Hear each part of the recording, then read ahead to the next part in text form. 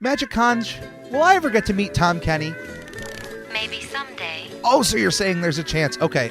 Should I tell fans of the show how they can support us? Yes. Goofy Goobers, supporting the show is shockingly easier than catching a blue jellyfish.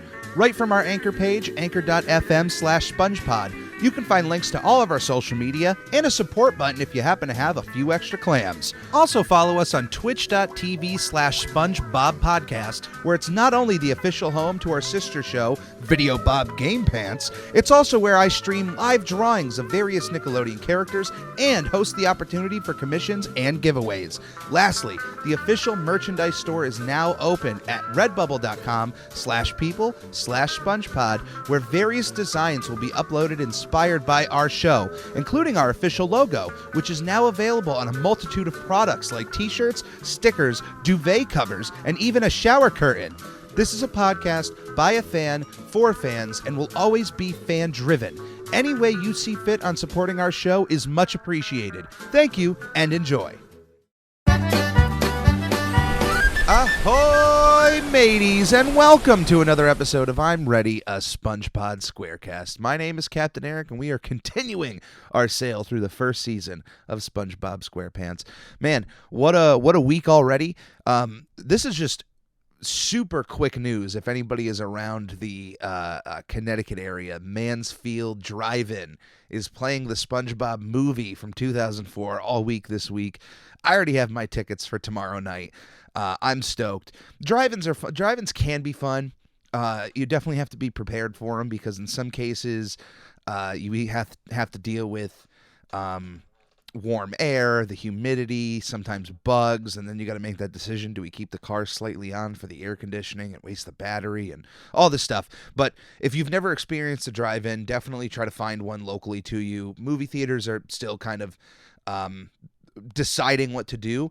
Luckily, a movie theater local to us over here decided to open up. They've completely changed the rules with all social distancing involved. Like when you pick a seat, the next two seats to your left and right can't be occupied unless you're with someone. But like if there's two of you, the next two seats on either side of you have to be exited off. So you can sit next to somebody, but then you each get like nice little armrests. You don't have to worry about the people sitting next to you. And they're only showing classic movies. So already I went and saw Jurassic Park. I went and saw Ghostbusters. I want to go see Back to the Future and The Matrix. So yeah. If you're around Mansfield Drive-In in Connecticut, it's near Yukon if you've never experienced it. And other than that, the other night we had an announcement of another SpongeBob spinoff. We already have Camp Coral coming out early next year on CBS All Access. We have that show centered around Squidward teaching art class coming out to Netflix. And now we have confirmation that we are getting the Patrick Star Show. Now, the way I've read this, it's in the vein of the Larry Sanders Show and Comedy Bang Bang. That's literally the two shows they point out in the announcement. It's centered around Patrick basically starring in his own talk show, but then you get to see a little bit of what happens outside of that talk show being done. So if anyone watched probably the most recent show I can think of at this moment without preparation is The Muppets that was on ABC. So it was a show about the Muppets putting on a talk show. So think of it like that. And I guess more of Patrick's family is going to be involved with the making of this show. So it's not going to be taking place outside of Bikini Bottom. It is going to take place in there. And they already said that the regular core SpongeBob cast members are expected to make occasional appearances throughout the show. Man, I really now I've heard time and time again over the last year or so on how Steven Hillenburg didn't want spinoffs. That was like the one thing he didn't want. But I've also heard from people working closely with SpongeBob that Steven was aware that Camp Coral was being developed and gave it his blessing of sorts. It wasn't anything cynical. And without Steven here to reiterate that, it's kind of hard to say, and you have other people speaking for him. Certainly when it comes to Camp Coral, which is the first one we'll be seeing out of all these spinoffs, Like I mentioned, I'll have a special episode as kind of a pseudo review, and I'm going to try to dig through as much as I can to see where does Steven Hillenburg lie on this. But now we have these other spin-offs. So Camp Coral was one thing where it's a different art style and it's just all the characters imagined as children. And even though for continuity's sake it's a little bit off, I'm okay with it. Like, it doesn't upset me as much unless I ever read a thing where Steven Hillenburg said never. If you've ever if you've ever seen the teacher yelling about no pomegranates, which it has its own story and it's not just a woman not wanting pomegranates in her classroom, go to YouTube, look up the no pomegranates teacher. And if I ever heard of Steven Hillenburg being like that anti spinoff, I would be with everyone else, but I'm trying to be in the middle ground here. I'm not going to be super supportive of all these spinoffs, but I'm also not going to trash them. But I do think that giving Squidward his own show and Patrick his own show, it's just going to I feel like it's just going to dilute the series as a whole. Spinoffs historically don't work, and sometimes they grow legs on their own. But if you go back in time and look at the greatest spinoffs of all time, they usually take a minor character from a show or somebody who appeared in one episode and gives them their own show. I suggest that everybody go down the rabbit hole of the All in the Family universe. The amount of shows that spun off from All in the Family and then would spin off from spin-offs of All in the Family. It's insane. Like the Jeffersons was a spin-off of All in the Family. And then I think there's a character from the Jeffersons who appeared twice who then had her own spin-off. And then that got spun off into Good Times. And it's crazy. But that's when spin-offs would be successful. Anytime you take a fairly popular character from a popular show and you give them their own show, it never works. Because there's a reason why SpongeBob works. Because he has Patrick, because he has Squidward. When you take Squidward out of that scenario, or you take Patrick out and try to fill in with other characters, is it going to work? And especially if they're the central focus. Now, we've had central focused episodes on Squidward and Patrick, and some cases with minimal SpongeBob, although that's more on the Squidward side. Those episodes work as one-offs, not as a whole show. So I don't know. I was fine with Squidward's announcement because it's kind of seemed like it was going to lean towards more adult fans anyway. But then with the Patrick announcement, I'm like, man, they're going to overkill this.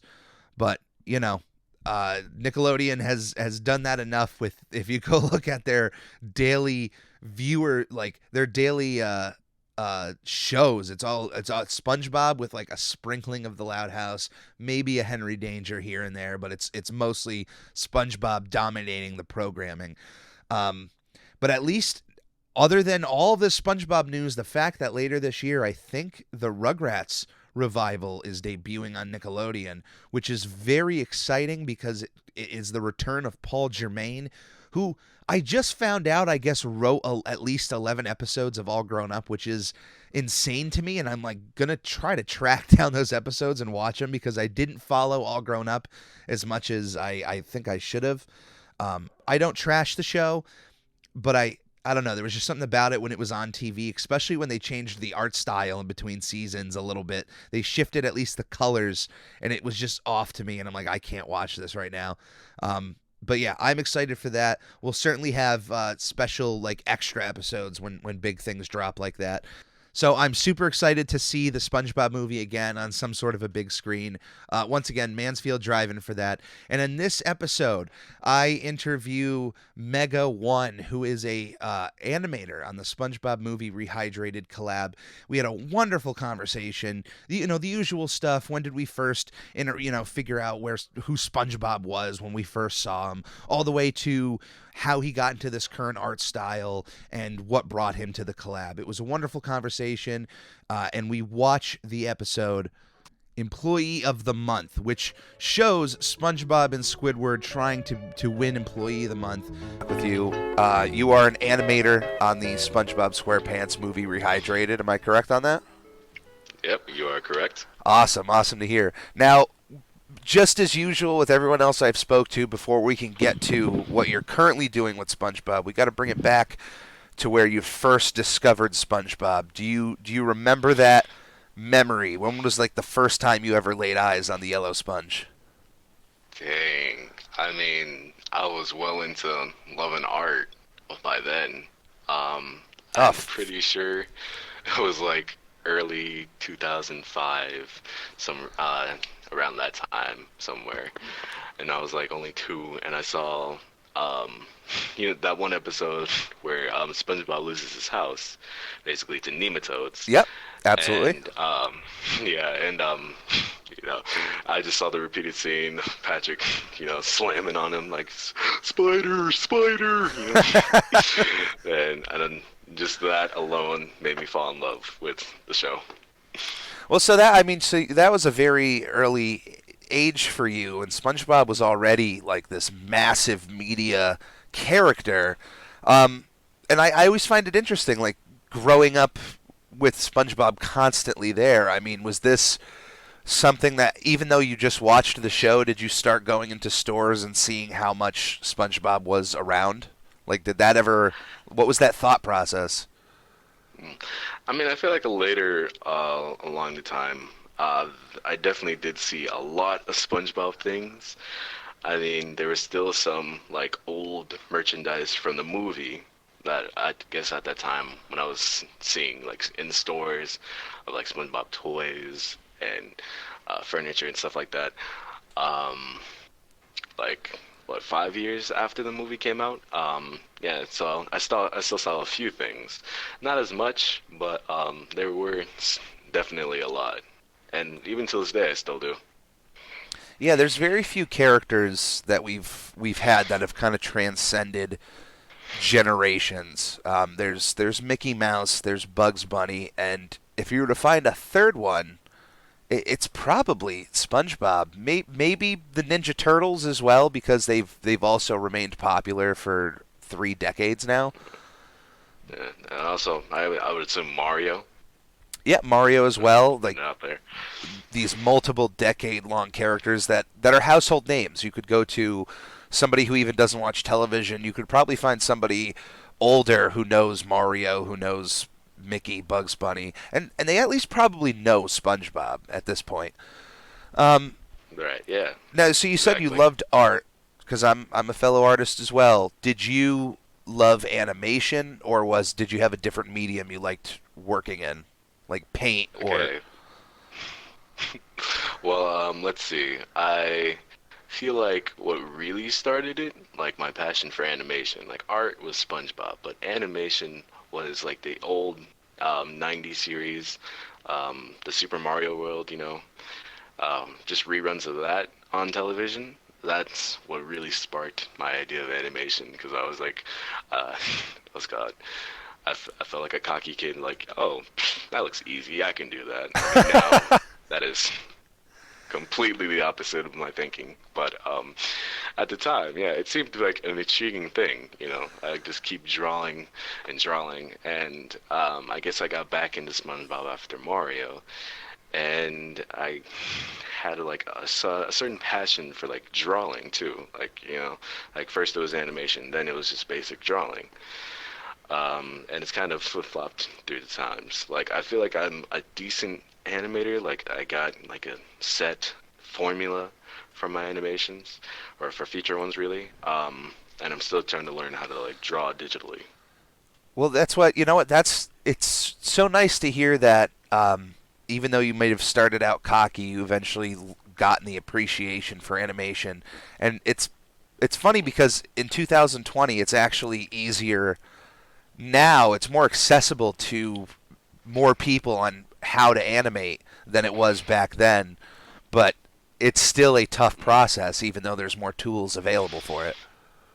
Yeah, true. Because I love animation, but I never really went off that cliff. Like I really wanted to get into it, and eventually I will. I know I will, but just like with any art form, if you're constantly doing it, you're just going to get better as time goes on. Yeah, exactly. So how So long how would have you you? say you started? Oh, No, go ahead. sorry. Ask me a question. Okay. So how long would you say you were interested in art? You know? I think it was just an early age. I think I don't mind opening. My first 3 years of school was actually at a Catholic school, and there was a teacher there. Yeah, eventually was taken out because of circumstances, but my mom paid for this, and I'm glad I had those 3 years because at least one friend I still have to this day. Shout out to Kyle there, but there was an art teacher there who seemed so sweet, and I don't want to say seemed like I found out he wasn't. He is a super sweet man, and as an art teacher, he just made me interested in drawing, and eventually one of my drawings ended up in like a town kind of art show where they would pick pictures from every grade and whatnot. And that's where the seeds were planted, and from that point on, I would take every art class available. I would befriend every art teacher I've ever had, and absolutely loved it. And I honestly didn't even think about animation until SpongeBob. I absolutely loved cartoons, would draw them. I would start with like copying from a coloring book, and once I was able to get the reflex memory of how to draw the character, I would then start doing it freehand, and got to the point that I could just look at a character and be able to draw him. One day I was drawing SpongeBob while watching SpongeBob and said, I could do this for a living. And didn't go down that path because of circumstances, but Okay. it is what it is. Yeah, it do be like that sometimes. Absolutely. You mentioned Mario. Before we get so far off topic, this question just seems out of nowhere, but what's your favorite Mario video game? Oh man, see, I damn, that's a tricky question right there. It's like so good. Like, I mean, I like my love for Mario has kind of died down a little bit. Like now, my favorite video game is Sonic. But like since Mario started it Oh my all, God! You came over to the other side, my friend. You were talking to someone who I didn't have a Nintendo until the 64, so it was all Sega for me. Okay, okay, that's Yeah. good. That's good. Let's see though. For Mario, I guess my favorite game to this day would still be New Super Mario Bros. Wii, solely because besides Galaxy, also on the Wii, that was the first game that I bought on my own and love to this day.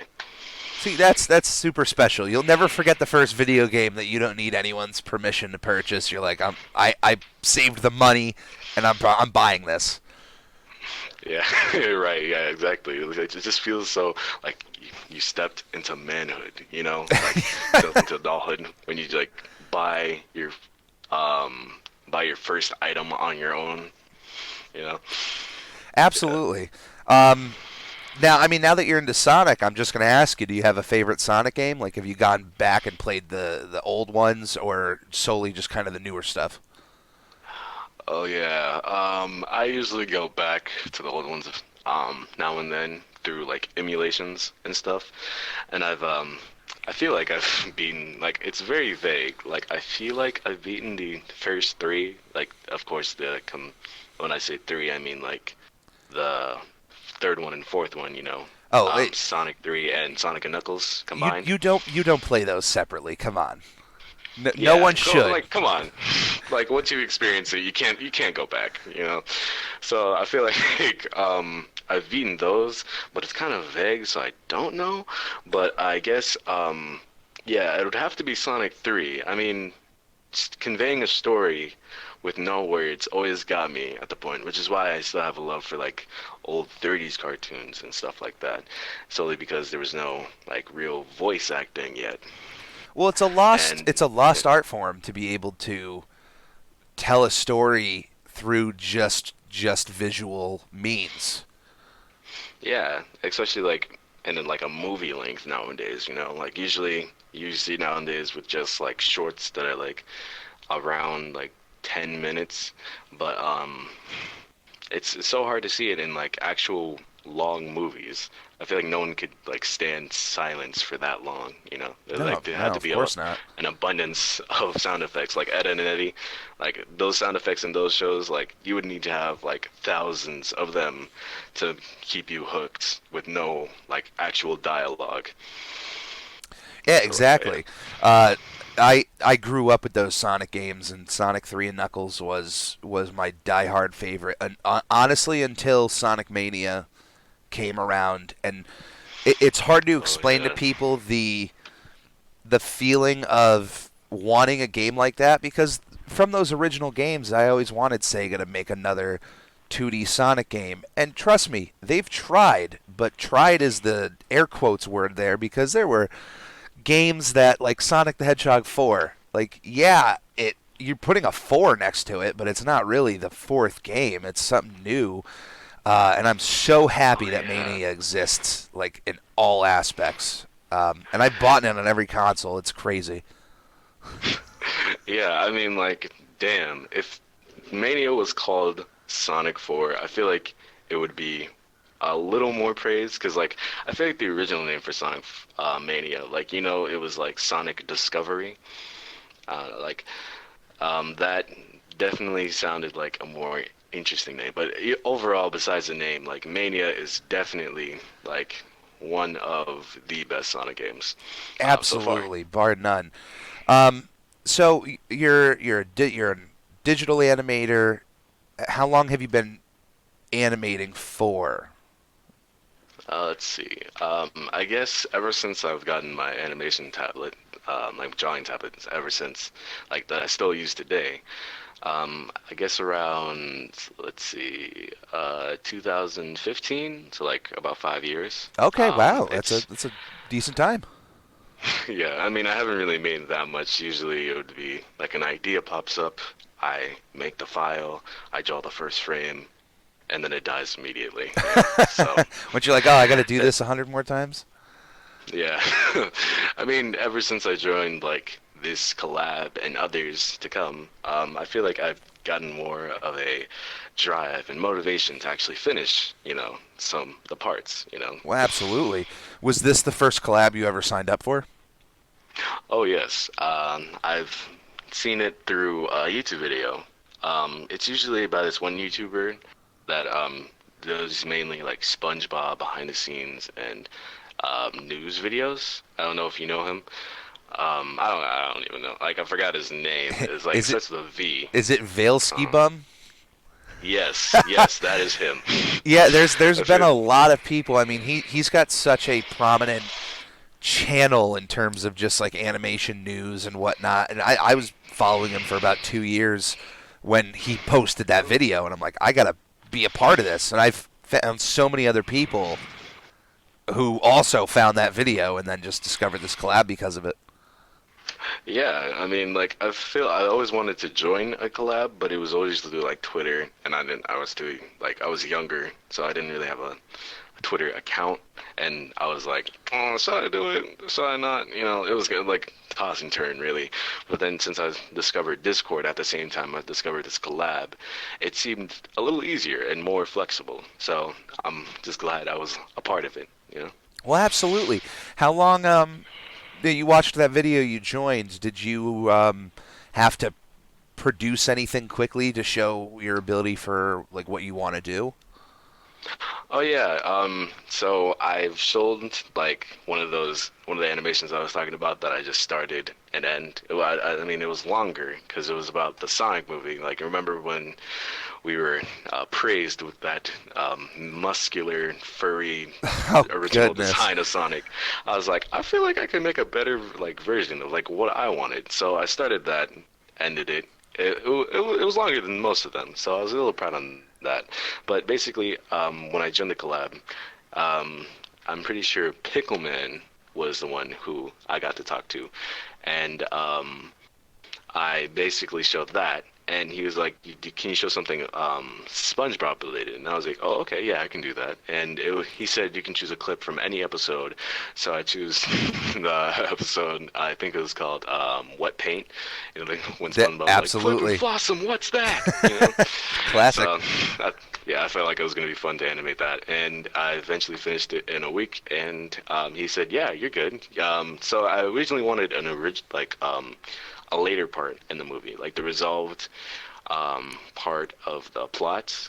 But someone beat me to the punch, and I've gotten just the start of how things escalate in the movie. You know, so I'm still happy in that part, and I'm happy how it turned out. I was just sad a little bit when what's it call it? When I finished it, and then I think the retro Oreo came out saying that they remade some scenes like to cut them properly to have those weird endings like clipped off and put into different scenes. And while I was one of the lucky ones that just had to like remove something from the animation, because I'm pretty sure it would have taken me another week to like add some things if I needed to. I actually added at the end of my scene like this part where I like it was like a short and it was Mindy's line. So I was like, you know what, instead of animating it, I'm gonna put like that old Mindy doll from when the movie was still like when the movie was new Yeah. and they had merchandise. So I just took a picture of, well, I not took a, well, yeah, took a picture from Google of the doll, and it was kind of funny. I like that, but since they had to remake the scenes, I had to take it out. So R.I.P. Mindy doll. But yeah, I'm just overall glad that I've had an opportunity to make a scene for this collab. Well, yeah, You know. it's all along your path of animation. Like regardless, like this is just one part, and you mentioned you're going to be a part of other collabs, and you're just building your portfolio there pretty much, so that every time you join one, you can go like, boom, here's the other 2 or 3 times I was a part of collabs, and here's my work, and it's all just going to be help for you for any other collabs you do. Yeah, yeah, that's essentially my plan for how I joined these collabs. Yeah.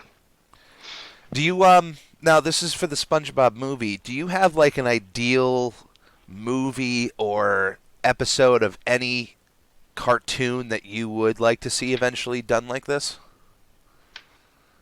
As in like reanimated? Yeah. Oh yeah.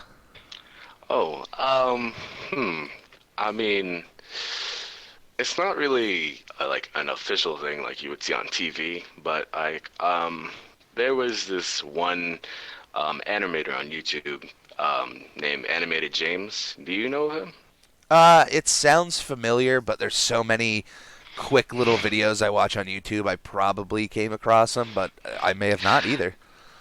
Yeah, that's a possibility because I mean he was around for a long time, but he didn't really upload that much. But he uploaded like a pilot episode of like this series called Sea Students, basically like an inspiration from his other series named Seniors, and that just seemed like something that I want to contribute to him. Like if I ever get the chance to um, build up a team or like do a similar collab like this over Discord or Twitter, and essentially just remake the that one YouTube video from the ground up because I'm actually in one. Well, not in one, but like I'm like kind of spectating in a Discord server where they did essentially remake the you know Ed's World, right?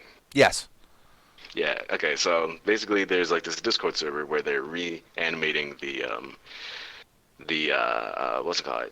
Ed in space, basically. Like it's so sad to see because that was like the episode where it was confirmed that Ed was dead, and I really wanted to be in that episode to, basically contribute to him.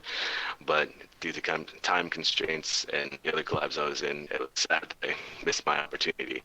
But like, it's something like that, Like, I mean, Animated James isn't dead, but basically, I feel like his image on YouTube and the internet is, and I kind of want to contribute to that, like I would have to Ed Gold.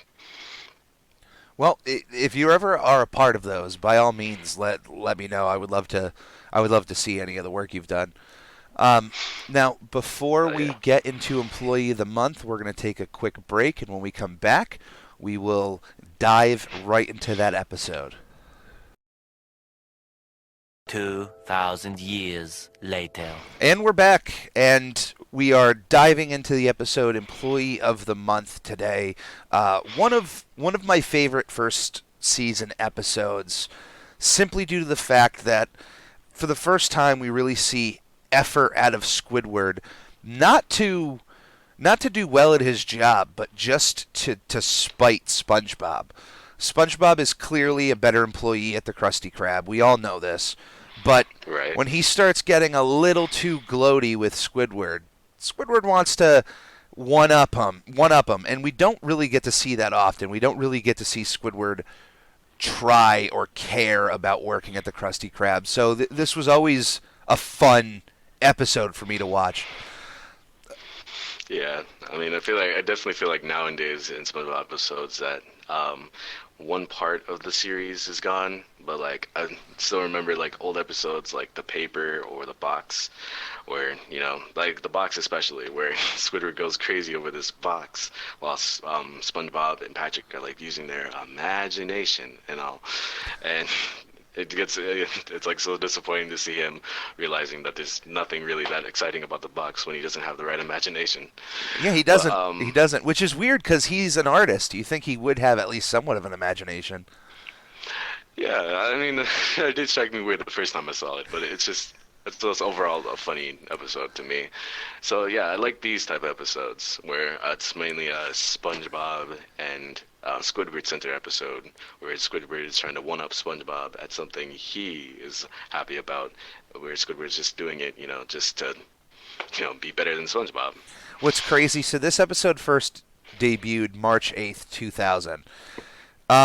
Now on this list of all the air dates, there's a couple that got it in couple of countries that got it in 2001, 2002, 2004. Bangladesh just got this episode on May 7th, 2019, which is Wow. crazy. I was looking at the list and I wasn't going to bring any of these up, but then I just saw that and it was such a far off date. I'm happy though it's making it around the world. Still 20 Like, years later. dang, like the first time they seen The it? first time it aired in Bangladesh was Wow. May 7th, 2019. That's crazy. That is crazy. Oh man. So, Whoa. well, it's better to air there 20 years late than to never air there at all. I would Yeah, say. amen. So yeah, one of the big things right before we start this episode, one of the big things I want to point out is that this is only one of 5 episodes that SpongeBob's bed is placed on the right side of his room and not the left. The other episodes are Help Wanted, Pickles, One Crab's Trash, and Best Day Ever. So that's it's a nice little short group there. So anyway, anybody who wants to follow along with us, because this is the second part of the SpongeBob episode, there is no intro, so it'll start right at the title card of Employee of the Month. And if everyone has their viewing options ready, I'm starting the episode now.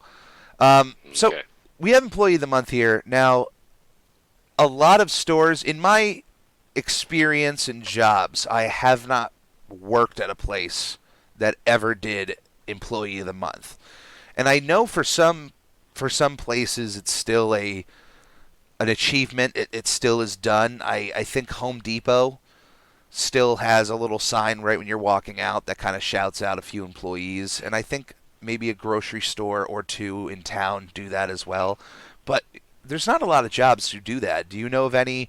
Because you're not. I'm on the East Coast, and I'm guessing you're on the West Coast. Yeah, I am. Yeah. I don't see it. No, not really. Yeah. Not So at my job, at least. not at your job, and so not at any. So this just.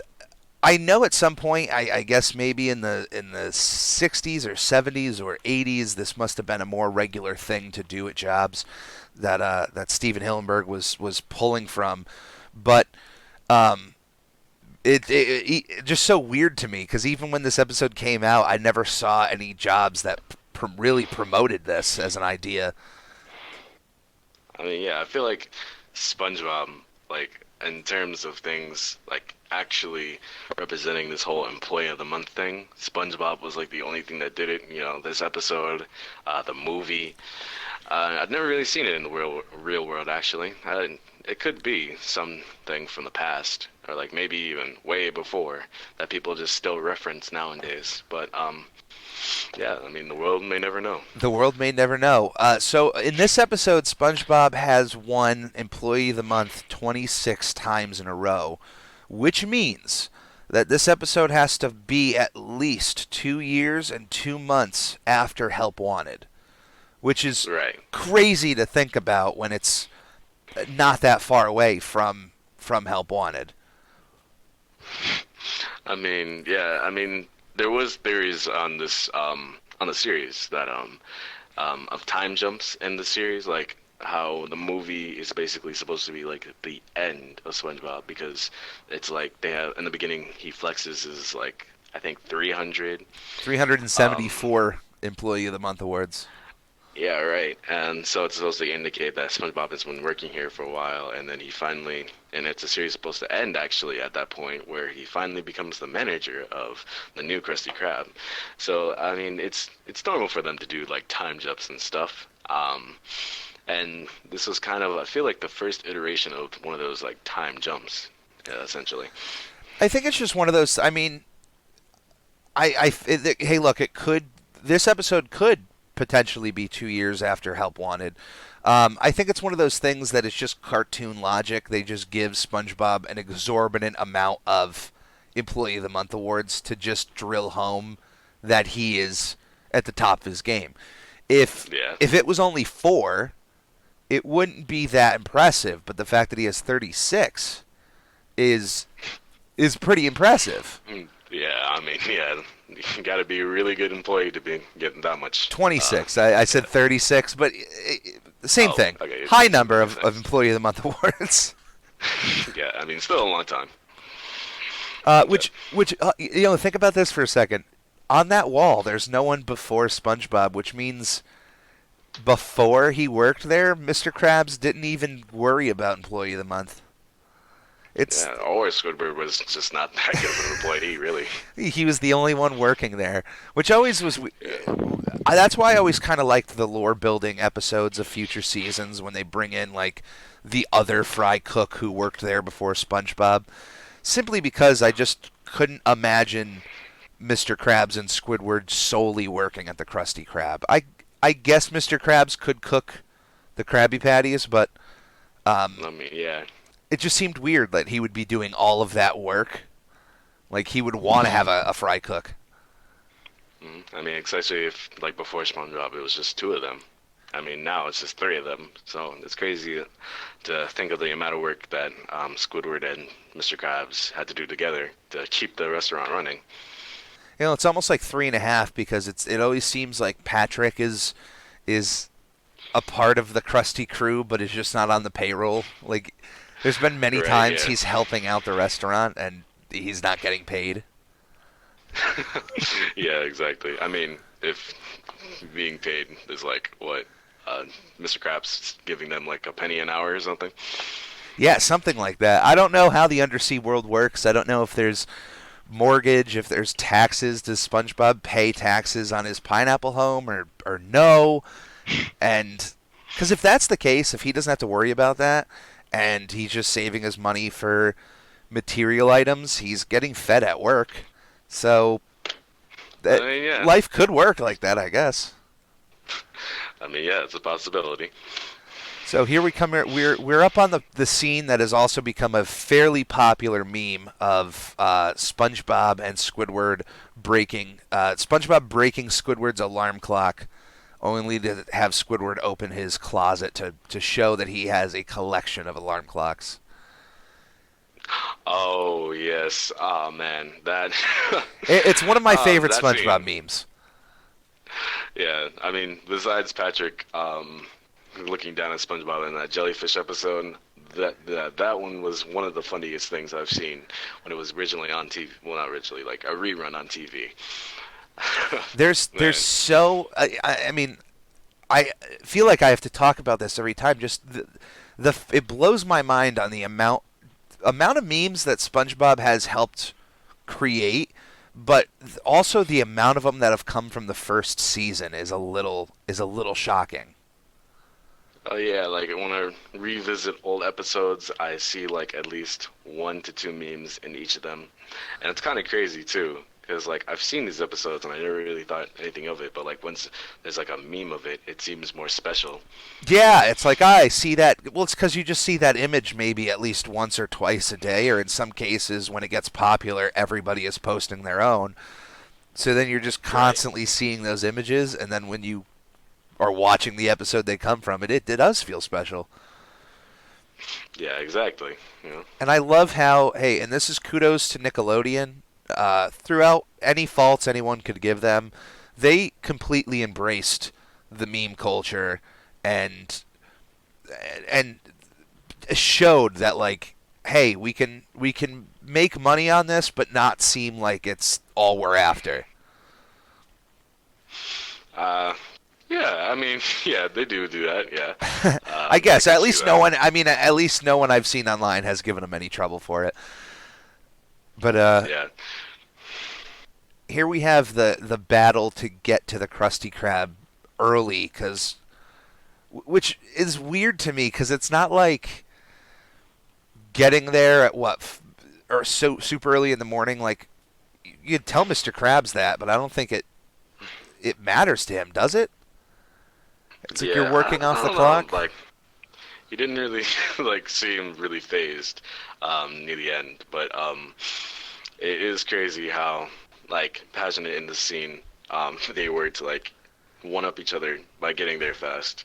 Like essentially just thinking that the other is like stuck and there's no way they can get out, and then essentially just booking it to the Krusty Krab near the end. And look, kudos to Squidward right here. Dragging yourself on an anchor, I'm not saying it's easy, but I would rather be attached to an anchor than to an entire burning pirate ship. I I mean, damn. Like, I mean, yeah, it seems easier for him to like get there, especially since I would assume he would be like, more stronger than SpongeBob because sponges are really like flexible and stuff. Well, also SpongeBob has shown to struggle with picking up even stuffed animals. Like plush dolls. Yeah. Yeah. His strength varies all over the place from episode to episode. Even here, he was dragging an anchor across the ground with him on it, which is still impressive. Yeah, I mean, it's pretty crazy how he's able to do that, yet he can't pick up like 2 stuffed animals. So this is also a big episode too, because this is the first time that